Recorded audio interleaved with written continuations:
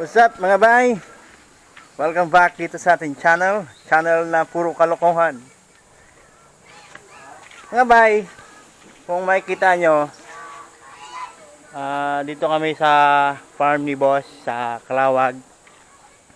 Sa isa sa mga paborito naming lugar na puntahan. Yan, para bisitahin na rin at mag-relax.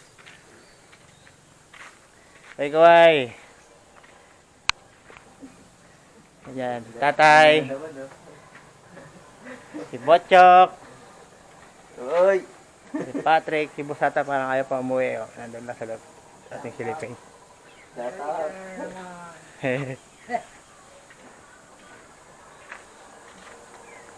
Labas, si Bunso. Dito sa kanilang kwarto. Yan.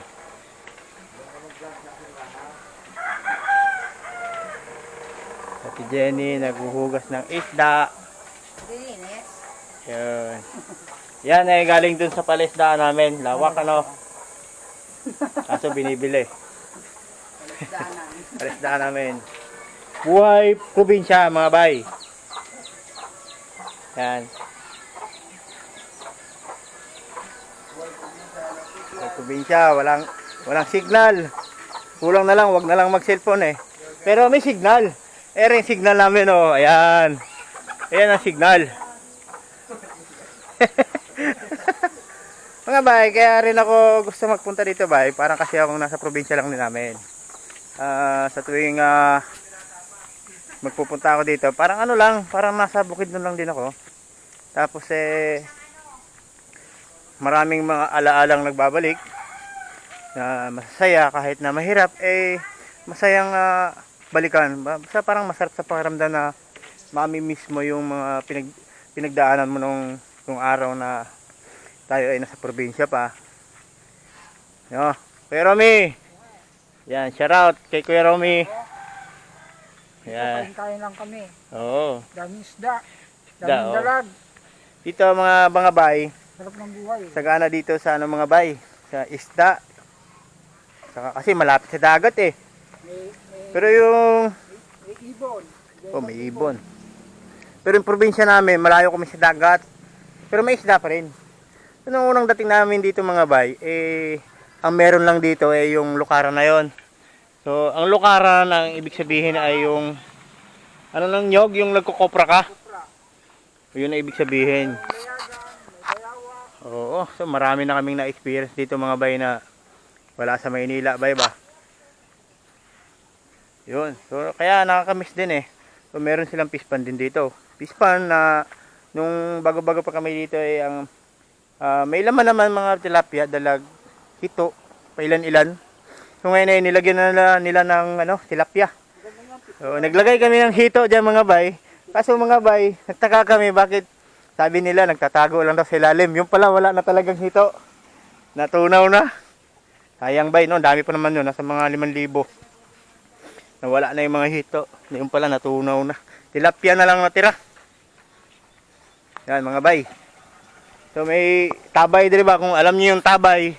Ang tabay, ito yung tabay. Tawag dyan tabay. Tabay sa amin ba? Tabay, yung balon. Yan. So ano pa bang ko na ito bay? Sarap no? Sarap balik-balikan ba mga kayo dyan mga bay na matagal na sa Manila, namimiss ninyo yung probinsya nyo, kung saan man kayo galing na probinsya. Pagka gusto nyo parang magbabakasyon. Sa ngayon mga bay, ang hirap magbiyahe ngayon, di ba? Dahil sa pandemic, ang dami pang requirements, makuha ka pa ng swab test. Isa nating kabay. Si Kuya Rodel. Ay bay. Tagay. Tagay daw bay, cooks ba cooks? Cooks sa amin yun eh. Kung sa inyo, cook, sa amin cooks. Bisaya, kaya bay no? Bisaya bay. Tapos dito mga bay, ang dami ng mga manok. Nung unang padpad namin dito, wala masyadong manok. Ngayon, napakarami ng manok, maiinis ka na nga dahil tutulog ka, iiputan ka eh. Iputan ka sa ulo. Kung saan ka natulog, doon rin sila matulog eh.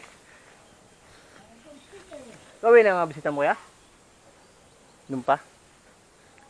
Ito, lawak mga bay, no? So, medyo mahirap mo magbinte ng ganito kalawak na lupa, bay ba, na itabas-tabasin mo yan, mag ano ka ba, basok ba, kumbaga, basukan. Dito, grass cutter naman ang ginagawa nila dito. High-tech na. Kahit na probinsya to dito, high-tech to dito. May grass cutter, lawn mower, ganun ba, mower. So, sa Bisaya pa, mawira na dong, para hinlo ba? Sama na, bay.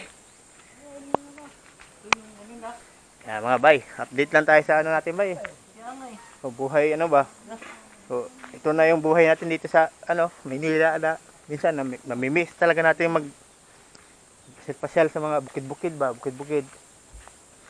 Kaya nga, hindi man tayo makauwi doon sa atin dahil higpit. Kuha lang ka pa ng swab test, napakamahal ang swab test. No? Yan mga bay. Sarap, buhay probinsya mga bay. Oh, marami rin sila ditong buko bay, mga ginagawa nilang kupra. Pero ang ginagawa dito, matrabaho kasi yung kupra, yung babalatan mo pa, tatanggalin mo pa doon sa pinakabaho niya. Ginagawa nila dito, binibinta nila ng buo na. Pero wala nang balat. Per kilo ang bintahan mga bay. Parang 8 piso ata isang kilo. Eh, ang isang buko, alas timbang lang ng 1 kilo eh. O 2 piraso, 1 kilo. No, mga bay. Yan, hindi ganito talagang buhay mga bay, no? Yun, ano kayang kuha nito ni... Tignan natin to si Frankie kung may kuha ba tong isda kasi naglagay siya doon sa lambat doon ba. May pispan kasi ditong malaki. Pero yung pispan na wala nang ano ba, napabayaan na. Sobrang laki. Mo kulang-kulang na 2 hektarya. So, tignan natin kung may kuha siya. Ayun, may gansa na rin bay. Kaasar tong gansa kay habulin ka. Bigyan mo na nga ng pagkain, habulin ka pa rin. May kuha ka, Kuya Frankie? May kuha? Kasi hinahanap niya na ka ng kuha. Ay, 1 piraso. Meron pa. Ay. Ito na yung 2 kitong malalaki dito. Grip, ano ba? Alam mo yung gurami? Yan ang limit makuha ito, gurami. Oh, yun, hito, malaki. Pantak ba? Pantak. Alam niyo yung pantak. Oh, yun, matabang-taba. Oh. Yun, oh. Oh. Yung daragat. Ayun na yung alagaan natin, naglabas na. Dalawa oh. Native yan. Nag-ulan na, lumabas yan. Oh, yun mga bay ha. Hanggang dito na lang muna bay. Kay mahaba na masyado itong video ko bay ba. Meron pa, wala na.